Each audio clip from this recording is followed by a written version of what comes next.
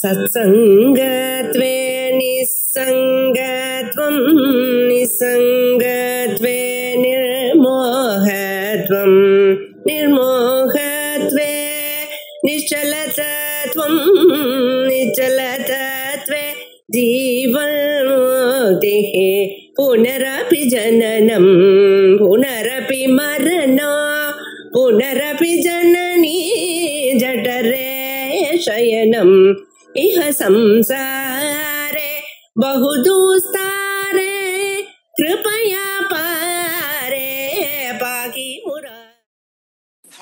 अपरम् अपरं परोपमं निजरूपमस्य न च भाविनोऽस्तिता श्रुतहानिरश्रुतगतिश्च नोचितेत्युचिता द्वयोरपि हि भागलक्षणा इति श्लोकम् முதல் வரிய பாப்போம். நது மானம் சித்தம் அபரம் பரோபமம் நிஜரூபம் அஸ்ய, இந்த ஜீவனுக்கு பரமாத்மாவுக்கு சமானமாயிருக்கக்கூடிய ஒரு ரூபம் மோட்ச காலத்துல வருது அப்படின்னு சொல்றீங்களே, அதற்கு பிரமாணம் இல்லை, அது பிரமாண சித்தம் ஆகாது, அதுக்கு பிரமாணமே இல்லைன்னு. அபரம் பரமாத்மாவுக்கு உண்டான ரூபத்தை போலயே வேறொரு ரூபம் இந்த ஜீவாத்மாவுக்கு முக்தி காலத்துல வருதுங்கிறதுக்கு பிரமாணம் கிடையாது. அப்போ ஏதோ சொன்னேளே, இப்போ நிரஞ்சனஹா பரமம் சாமியம் உபைதி அப்படின்னு சொல்லியிருக்கேன். பரமசாமியம் அப்படின்னு சொன்னாக்க ரொம்ப சமானமான ரூபம்னு தானே அர்த்தம் கிடைக்கிறது. முக்த சிவசமோ பவேத் அப்படின்னு ஒரு ஸ்மிருதியில இருக்கான். சிவனுக்கு சமமாக ஆவான் அப்படின்னு முக்தனை பத்தி சொல்லி இருக்கே. அப்படி இருக்கும்போது இது பிரமாணம் இல்லையா? அதான் பிரமாணம் இருக்கே, இந்த மாதிரி ரூபம் பிரமாண சித்தம் இல்லை அப்படின்னு என்னமா சொல்ல முடியும்னு ஒரு கேள்வி வரும். அதுக்கு என்ன பதில் சொல்றாருன்னா, இந்த வாக்கியம் அப்படி சொல்லல. இந்த இடத்துல பரமம் சாமியம் அப்படிங்கிறது அத்தியந்த அபேதம். சாமியம் அப்படிங்கிற இந்த சப்தம் அபேதத்தை சொல்றது.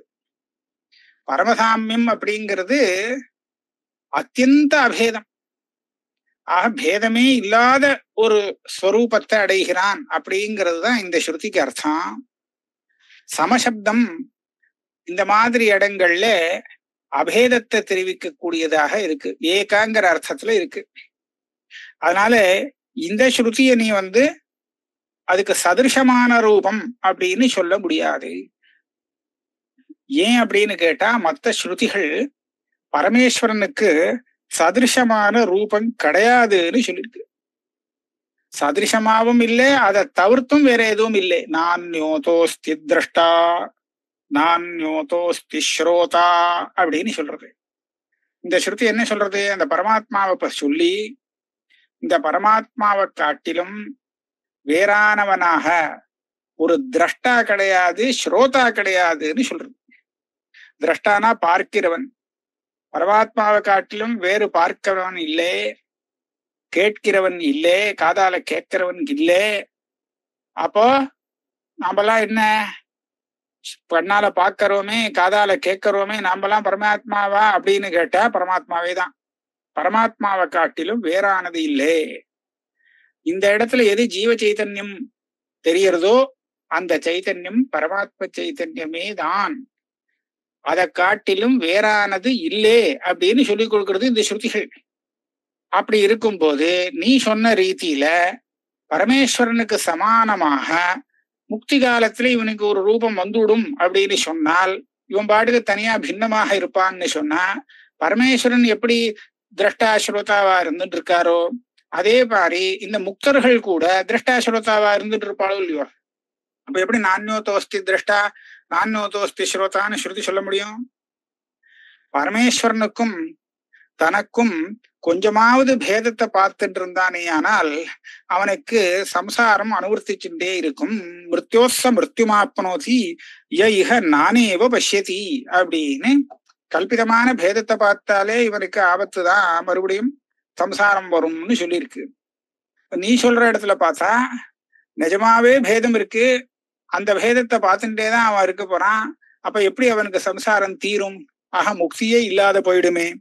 ஆக இந்த ரூபம் பிராமாணிக்கம் இல்லை, நீங்க சொன்ன மாதிரி அந்த ஸ்ருதிகளுக்கு அர்த்தம் சொல்லக்கூடாது. அப்போ ஒரு கேள்வி வருது, இது நான் முன்னாடியே இப்படி ஒரு ரூபம் இருக்குன்னு நான் சொல்ல வரல, மோட்ச காலத்துல அந்த மாதிரி ஒரு ரூபம் வந்துடுறது அப்படின்னு சொன்னேன். ஏற்கனவே சித்தமா இருந்தா தானே நான்யோ தோஸ்தி திருஷ்டா சொல்லலாம். முக்தி காலத்துல இது விசேஷமான ரூபம் வருது அப்படின்னு சொன்னால் அது சொல்ல முக்தி காலத்துல வரப்போறதா இருந்தா அந்த உபதேசம் தப்பா போயிடும். தத்துவமசின்னு ஸ்வேதகேதுவை பார்த்து உபதேசம் பண்றார். வாக்கியத்திலேருந்து என்ன அர்த்தம் கிடைக்கிறது? அப்பா ஸ்வேதகேதோ, நீ அதுவாகவே இருக்கின்றாய், இப்பவே இருக்கிறாய், வர்த்தமான காலத்துல லெட்டு போட்டிருக்கு. இப்ப முக்தி காலத்துல அந்த ரூபம் வரும் அப்படின்னு சொன்னால் இப்போ அப்படி இல்லையோனோ, அப்போ அசி அப்படிங்கிற சப்த பிரயோகம் தப்பாக போகும். ஏன்னா பாவி எது என்ன சொல்லியிருக்கணும், ஹே ஸ்வேதகேதோ துவம் தத் பவிஷ்யசி அப்படின்னு சொல்லணும். இப்போ இல்ல, அப்புறமா முக்தி காலத்துல நீ அந்த பகவானுக்கு சமானமாகி விடுவாய் அப்படின்னு தான் சொல்லணும். அப்படி சொல்லலையே, இப்பவே நீ இருக்கேன்னு சொல்றது ஸ்ருதி. நச்ச பாவினஹா அஸ்திதா. சரி, இந்த ஸ்ருதியில கால நியமம் கிடையாது, அதனால நாம அதுக்கு அசி அப்படின்னு சொன்னா பவிஷ்யசிங்கிறத அர்த்தம். அப்புறமா இப்ப இல்ல, இப்ப நீ பரமாத்மாவா இல்லைங்கிறது உனக்கே தெரியும், அதனால நீ அப்புறமா மோட்ச காலத்துல பரமாத்மாவாக ஆயிடுவேன்னு உபதேசம் பண்றதாக வச்சுக்கலாமே அப்படின்னு சொன்னா. அப்ப சொல்றார், ஸ்ருதஹானிஹி அஸ்ருத கதிஷ்ச நோச்சிதா. வாக்கியத்திலேருந்து நமக்கு தெரியக்கூடிய அர்த்தம் சுலபமா துவம் தத் அசி அப்படின்னு சொன்னா நீ அதுவாக இருக்கிறாய் அப்படின்னு யாரு வேணாலும் அர்த்தம் சொல்லிடுவா. ஆக வாக்கியத்திலேருந்து நமக்கு சுலபமா புரியக்கூடிய அர்த்தத்தை ஸ்ருதம்னு சொல்றது. அந்த ஸ்ருதத்தை நீ விட்டுவிட்ட, தியாகம் பண்ணிவிட்ட. ஆக ஸ்ருதஹானிஹி, எந்த அர்த்தம் நமக்கு தெரிகிறதோ வாக்கியத்திலேருந்து அந்த அர்த்தத்தை எடுத்துக்கல அப்படின்னு சொன்னா இது ஸ்ருதஹானிஹி. நீ அப்புறமா அந்த மாதிரி மோட்ச காலத்துல ஆயிடுவாக்கம் அப்படின்னு அந்த வாக்கியத்துக்கு அர்த்தம் பண்ணினால், உபதேச வாக்கியத்துக்கு இது இல்லாததை கல்பிக்கிறதுன்னு பேரு. அஸ்ருத கதிஷ்ச, ஒரு வாக்கியத்துக்கு நமக்கு தெரியாத விஷயத்த போதிக்கக்கூடிய வாக்கியத்துக்கு அந்த வாக்கியம் என்ன சொன்னதோ அதை அப்படியே கேட்டுக்கணுமே தவிர நாமளா போய் அதுல ஒரு அர்த்தத்தை கொண்டு வச்ச முடியாது. அதனால ஸ்ருதஹானிஹி அஸ்ருத கதிஷ்ச, இது உச்சிதம் இல்லை, இந்த மாதிரி அர்த்தம் சொல்றது சரியில்லை. அதனால தான் இப்ப என்ன பண்ணலாம்னா, துவயோரபிஹி பாக லட்சணா தத்து துவம், இந்த ரெண்டு பதத்திலையும் பாகத்தியாக லட்சணம் ஏற்கனவே சொன்ன மாதிரி வச்சுட்டோம்னா இந்த எந்த கஷ்டமும் இல்லை. இப்ப என்னாச்சு, தத்பதத்தினாலே சர்வஜத்வாதி விசிஷ்டமான அந்த சைத்தன்யம் சொல்லப்படுறது. இங்க கிஞ்சித் அதுக்கு விருத்தமா சிஞ்சித்வாதி விசிஷ்டமாக சைத்தன்யம் தொம்பதத்தினால சொல்லப்படுறது. இப்ப இது ரெண்டும் ஒண்ணுன்னு சொன்னா தப்பு வர முடியாது, இன்னும் பரஸ்பர விருத்த தர்மமாக இருக்கு. அப்படி இருக்கிறத நாம என்ன பண்ணணும், லக்ஷணா. லக்ஷணானா என்ன, எதை விடுறோம், எந்த ரெண்டு தர்மங்கள், ரெண்டு தர்மியுடையோட தர்மங்கள் விருத்தமானதாக இருக்கோ அந்த தர்மங்களை விட்டுடுவோம், வாச்சியார்த்தமாக எடுத்துக்காமல் விட்டுடுவோம். அதாவது அந்த ஈஸ்வரத்துவம் இங்க ஜீவத்துவம், இது விருத்த தர்மம். இதுதான் கிஞ்சித்வம் சர்வஜத்வம் இந்த வித்தியாசங்களுக்கெல்லாம் காரணமா இருக்கு.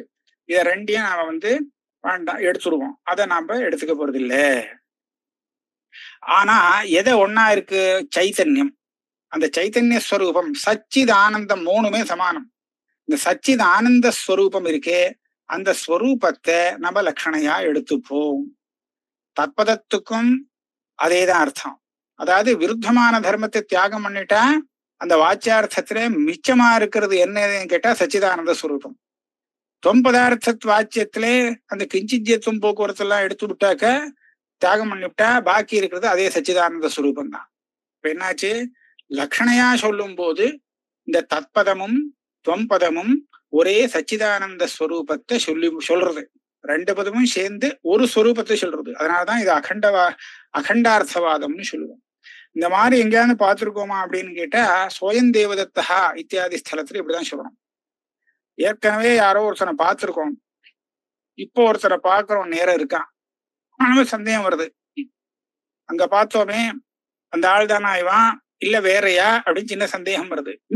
அவன் யாரு? அவன் தேவதத்தன் தான், இவன் தேவதத்தன் தான். இந்த தேவதத்தனும் அந்த தேவதத்தனும் ஒன்னா வேறையா அப்படின்னு சந்தேகமா இருக்கு. அப்ப தெரிஞ்சவன் ஒண்ணு சொல்றான், சோயம் அவனேதான் இவன் அப்படின்னு சொல்றான். இப்ப அவனே இவன், அவன்கிறது என்ன, இவன்கிறது என்ன? அவன் அப்படின்னா அந்த காலத்துல எங்கேயோ வேற ஒரு இடத்துல பார்த்தோமே, அந்த தேசம் காலத்துல பார்க்கப்பட்ட ஆளு, அவனை தான் அவன்னு சொல்லியிருக்கு சஹா அப்படின்னு. இவன்னா யாரு? இப்போ எதிர்த்தாப்புல இருக்கிறவன். இந்த தேசம் இந்த காலம். இப்போ நாம இந்த ரெண்டு இடத்துலயும் அந்த தேசம் வேறு, இந்த தேசம் வேறு. அப்ப பார்த்த அந்த காலம் வேறு, இப்போ இருக்கிற காலம், பார்க்கிற காலம் வேறு. இந்த தேசம் காலம் இதெல்லாம் வித்தியாசப்பட்டு விருத்தமாக இருந்தாலும் எதை நாம அபிநமாக ஒன்னா தெரிஞ்சுக்க போறோம்? ஆள் தான் ஒண்ணு. ஏற்கனவே பார்த்தோமே, அவனே தான் இவன் அப்படின்னு சொன்னாக்க அந்த தேசமும் இந்த தேசமும் எல்லாம் விட்டுடுவோம். நம்ம அந்த காலத்தை விட்டுருவோம், அந்த ஆளை மாத்திரம் எடுத்துப்போம். ஏன்னா அதுலதான் தாத்பரியம். அதே மாதிரி இந்த ஈஸ்வரன் ஜீவன் அப்படிங்கிற இந்த ரெண்டு இடத்துலையும் அவருடைய ஐஸ்வர்யத்தை நான் விவக்ஷிக்கல. அவருடைய ஐஸ்வர்யம் இவனுக்கு இருக்குன்னு நான் சொல்ல போறது இல்லை. இவனுடைய அந்த கிஞ்சிஜத்துவம், அல்பஜத்துவம், அல்பசக்தித்துவங்கள்லாம் அவருக்கு போறது இல்லை, அதுவும் இல்லை. ஆனா என்னதான் ஒண்ணுன்னு கேட்டா ஒரே சைத்தன்யம். அங்க ஈஸ்வரனாக இருக்கிறதும் சைத்தன்யமோ இல்லையோ, இது ஜீவனா இருக்கிறது அதுவும் சைத்தன்யம் தான். ரெண்டு சைத்தன்யமானு கேட்டா அதான் இல்லை, ஒரே சைத்தன்யம் தான். ஒரு உபாதியை கொண்டு சர்வஜ சர்வேஸ்வரனாகவும் இன்னொரு உபாதியை கொண்டு ஜீவபாவத்தை அடைஞ்சும் நமக்கு தெரிகிறது. ஆக எந்த ஔபாதிகமான விருத்த தர்மங்கள்லாம் நமக்கு தெரிகிறதோ, அபேதத்துக்கு விரோதமாக இந்த வாக்கியத்துல தெரிகிறதோ, அந்த ஔபாதிக தர்மங்களை விட்டுட்டோமானால் பாக்கி உள்ள ஸ்வரூபம் இருக்கே, அந்த ஸ்வரூபம் ஒண்ணு அப்படின்னு சொல்ல வேண்டியது. இதுதான் அகண்டார்த்தம்னு சொல்லுவாங்க. சோயம் தேவதத்தகாங்கிற இடத்துலயும் நம்ம அப்படிதான் அர்த்தம் எடுத்துக்கணும். அதே மாதிரி அந்த சைத்தன்யமும் இந்த சைத்தன்யமும் வேறு இல்லை, ஒரே சைத்தன்யம் தான். அங்க எது இருக்கோ அதுதான் இங்க, இங்க இருக்கிறது தான் அங்க. அதாவது ஒண்ணு, ஒரே வஸ்து. ஆனா அது ஐஸ்வர்யத்தோட சேர்ந்து தெரியுது, அதுக்கு உண்டான உபாதி அப்படி இருக்கு. இது அதுக்கு விபரீதமாக சம்சாரியாக தெரிகிறது, இதனுடைய உபாதி அந்த மாதிரி இருக்கு அப்படின்னு சொல்லி நம்ம புரிஞ்சுக்கணும். இதைத்தான் உபதேசம் பண்றார். ஆகையாலே பாதியை விட்டுட்டு பாதியை வச்சுக்கிறதுங்கிறத அந்த பாகத்தியாக லட்சணா அப்படின்னு சொன்னோமே, அதுதான் இந்த தத்துவமசி வாக்கியத்துல உச்சிதமானது அப்படின்னு தீர்மானமாச்சு. இப்ப நான் அநேகமா சொல்லிட்டேன். ஆனா எந்த பாகத்தை நாம பதார்த்தத்துல விடணும், எந்த பாகத்தை வச்சுக்கணுங்கிறது ஸ்லோகத்திலே சொல்றாரு, அடுத்த ஸ்லோகத்துல. ஏன்னா அது தெரியணும். அப்படி இல்லைன்னா அசட்டுத்தனமா வச்சுக்க வேண்டிய பாகத்தை விட்டுட்டு வேண்டாத பாகத்துல வச்சுட்டோம்னா மறுபடியும் வாக்கியார்த்தம் வராது. அதனால எந்த பாகத்தை விடணும், லட்சணம் பண்ணி விடணும், எந்த பாகத்தை வச்சுக்கணும் அப்படிங்கிறத தாத்பரியத்தை வச்சு கண்டுபிடிக்கணும். இது எல்லாமே தாத்பரியம் இல்லாம ஒண்ணுமே பண்ண முடியாது. எந்த பாகத்தை விடணும், எந்த பாகத்தை வச்சுக்கணுங்கிறதுக்கு நமக்கு இப்போ தீர்மானம் பண்ணணும்னா தாத்பரியம் தெரிஞ்சாதான் முடியும் அப்படின்னு இருக்கு. அதை இப்ப சொல்றார். அபஹாய தர்ம நிச்சயம் விரோதினம் தனு புத்தி சாட்சி சதனந்த சித்கனம் உபலக்ஷ்ய சோயமிதி வாக்கியவத் ததஹ கடயேத் அகண்ட விஷயே பதத்வயம். அபஹாய விட்டு விட்டுன்னு அர்த்தம். எதை விட்டு விட்டு? தர்ம நிச்சயம் விரோதினம். ரெண்டையும் ஒன்றாக புரிந்து கொள்வதற்கு விரோதியாயிருக்கக்கூடிய தர்மங்களை தியாகம் செய்துன்னு அர்த்தம். விரோதினம் தர்ம நிச்சயம் அபஹாய. அப்பனா என்னாச்சு? அவர் சர்வஜன், சர்வசக்தி, நான் அப்படி இல்லை, ரெண்டையும் விட்டுருவோம். நான் கிஞ்சிஜன் கிஞ்சி சக்தியா, அது வேண்டாம் விட்டுடலாம், அதை விட்டுடுவோம். இதே மாதிரி எதெல்லாம் விரோதமா தெரிகிறதோ ஈஸ்வரனுக்கும் நமக்கும், அந்த தர்மங்கள் அத்தனையும் இப்போ லட்சணையால விட்டுட வேண்டியது, பாகத்தியாக லட்சணையால தியாகம் பண்ணிட வேண்டியது. அப்ப எடுத்துக்க வேண்டியது என்ன? தனு புத்தி சாட்சி. தனுனா சரீரம், புத்தினா புத்தி தெரிகிறது. இது எல்லாம் தெரியறதோ இல்லையோ, இதெல்லாம் யாருக்கு தெரிகிறது? அதுதான் சாட்சி. நம்ம சரீரம் நமக்கு தெரிகிறது அப்படின்னா அந்த சரீரத்துக்கு சாட்சியாக நம்ம இருக்கோம். என்னுடைய மனசு என்னுடைய புத்தி எனக்கு தெரியுது. அதுல என்ன வருது, எனக்கு என்ன தெரியுங்கிறது எனக்கு தெரியுது. அப்படின்னா என்ன ஆச்சு, அதுக்கு சாட்சி நானே தான். அப்ப இந்த சாட்சித்துவம்ங்கிறது ஒண்ணு இருக்குல்ல, தனு புத்திங்கிறது உபலட்சணம். அந்த சாட்சி தான் சேதன ஸ்வரூபம். அந்த சாட்சி இருக்கே, அந்த சாட்சி ஸ்வரூபத்தை விடக்கூடாது, அதை எடுத்துக்கணும். சாட்சியை எடுத்துட்டோம்னா அப்ப அந்த பரமேஸ்வரனும் சாட்சியா இருக்கார், நானும் சாட்சியா தான் இருக்கேன். இது ஒரு சாட்சி அது ஒரு சாட்சின்னு ரெண்டு சாட்சியான்னு கேட்டா அதுதான் இல்லைன்னு சொல்றதுக்காக இந்த வாக்கியம் வருது. ஒரே சாட்சி தான் அதுவும் இதுவும், சாட்சியில வித்தியாசம் இல்லை அப்படின்னு சொல்றோம். இது ஒண்ணு. அதே மாதிரி சத் அனந்த சித் கனம், சச்சித் ஆனந்தன்னு சொல்லிட்டு அனந்தங்கிறது சொல்றது இல்லையா, அதுதான் இது. சத்துனா சத்தியம், அதாவது இல்லே அப்படின்னு ஆகாத வஸ்து. எது இல்லேன்னு ஆகாதோ இல்லாம போகாதோ அதுதான் சத்து, அதுதான் சத்தியம்னு பேரு. பாக்கியெல்லாம் பொய். அதே மாதிரி அனந்த, அனந்தங்கிறதுக்கு 3 விதமான பரிச்சேதம் இல்லாத வஸ்து. அதாவது எல்லாமே இதுதான் அப்படிங்கிறதுனால இதை தவிர்த்து வேற ஒண்ணும் இல்லை, அதனால அத்வைத்தமா இருக்கிறதுனாலே இது வஸ்து பரிச்சேதம் இல்லாதது. எல்லா காலத்திலையும் இருக்கு அப்படின்னு சொன்னா இது கால பரிச்சேதம் இல்லாதது. எல்லா இடத்துலயும் இருக்குன்னு சொன்னா அப்ப தேச பரிச்சேதம் இல்லாது. வாஸ்தவமா இப்படி ஒரு வஸ்து பரிச்சேதம் இல்லைன்னு சொன்னாலே போதும். வஸ்து பரிச்சேதம் இல்லைன்னு சொல்லிட்டா தானாவே இந்த தேச பரிச்சேதம் கால பரிச்சேதங்கள்லாம் இல்லைன்னு ஆயிடும். ஆக சத் அனந்த சித் கனம், சைத்தன்ய கனம், அந்த ஜடாம்சம் கலப்பு இல்லாத சுத்தமான சைத்தன்யம் அப்படிங்கறதுதான் சித் கனம்னு சொல்றது. ஆக இந்த அம்சத்தை நாம எடுத்துக்கணும். சாட்சியாகவும் சத் அனந்த சித் கனமாவும் அந்த ஸ்வரூபம் இருக்கு இல்லையா, இந்த ஸ்வரூபம் ஈஸ்வரனிடத்திலையும் இந்த ஸ்வரூபம் தெரியுது, ஜீவனிடத்திலையும் இந்த ஸ்வரூபம் இருக்கு. ஆக இந்த ஸ்வரூபத்தை தான் எடுத்துக்க வேண்டியது. வாச்சியார்த்தத்திலே விருத்தமான விசேஷணத்தை தியாகம் பண்ணிட்டு இப்ப சொன்ன இந்த சித்கனம் அந்த சைத்தன்ய ஸ்வரூபமான அம்சத்தை உபாதேயமாக எடுத்துக்கொள்ள வேண்டியது. தனு புத்தி சாட்சி சத் அனந்த சித்கனம் உபலக்ஷ்ய, இதான் அந்த பாகத்தியாக லட்சணையா எடுத்துக்க வேண்டியது. உபலக்ஷ்ய சோயமிதி வாக்கியவத், சோயம் தேவதத்தகாங்கிற வாக்கியம் சொன்ன போனோம். அந்த தேசம் அந்த காலம் எங்கேயோ பார்த்திருந்தான், அந்த இடமே வேற, அந்த காலம் வேற. இப்ப பாக்குறான் இது வேற இடம், இது இந்த காலம் வேற. ஆனா இந்த காலத்தை எடுத்துன்னு நாம அபேதம் சொல்ல போறோமோ? கிடையாது. இதை நாம எடுத்துட்டு அபேதத்துக்கு இதை வச்சுக்க போறது இல்லை. இது வெறும் ஒரு உபலட்சணமாக வச்சுட்டு இருக்கோமே தவிர அதே ஆள் மாத்திரம்தான் இங்க எடுத்துட்டு அவனே தான் இவன்னு சொல்ல போறோமே தவிர அவன் மாத்திரம் இல்லை, அங்க பார்த்தா அதே இடமே தான் இந்த இடம், அதே காலம்தான் இந்த காலம்னு சொல்ல போறோமோ? இல்லவே இல்லை. காலமும் தேசமும் வேறங்கிறது சந்தேகம் இல்லை, அதை நாம விட்டுற போறோம். அந்த ஆள் மாத்திரம் ஒண்ணு. அதே மாதிரி ஈஸ்வரன் இடத்திலும் இந்த ஜீவனிடத்திலும் இந்த சச்சிதானந்த ஸ்வரூபம் இருக்கே, அந்த ஸ்வரூபம் ஒண்ணு, ஒரே ஸ்வரூபம். இதைத்தான் சொல்ல வருது. மற்றபடி விருத்த தர்மங்கள்லாம் அது பாட்டுக்கு இருக்கு, அதை இல்லைன்னு சொல்லல. அது உபாதியால வந்தது, அப்படிதான் இருக்கும். அதனாலே உபலக்ஷ்ய சோயமிதி வாக்கியவத்து ததோ கடயேத் அகண்ட விஷயே பதத்வயம். அதுக்கப்புறம் இந்த உபலட்சணம் பண்ணிட்டா இந்த 2 பதமும் சேர்ந்து என்ன அர்த்தத்தை சொல்றது? ஒரே வஸ்துவை சொல்றது. ஆனா வாக்கியத்துல அப்படி இருக்கலாமோ? வாக்கியத்துல அப்படி இருக்கக்கூடாது. ராமஹா கடம் பஷ்யதி அப்படின்னு ஒரு வாக்கியம் சொல்றேன். 3 பதம் இருக்கு. ராமஹா அப்படின்னா ஒரு அர்த்தம், கடம் இதுக்கு வேற அர்த்தம், பஷ்யதி வேற அர்த்தம்.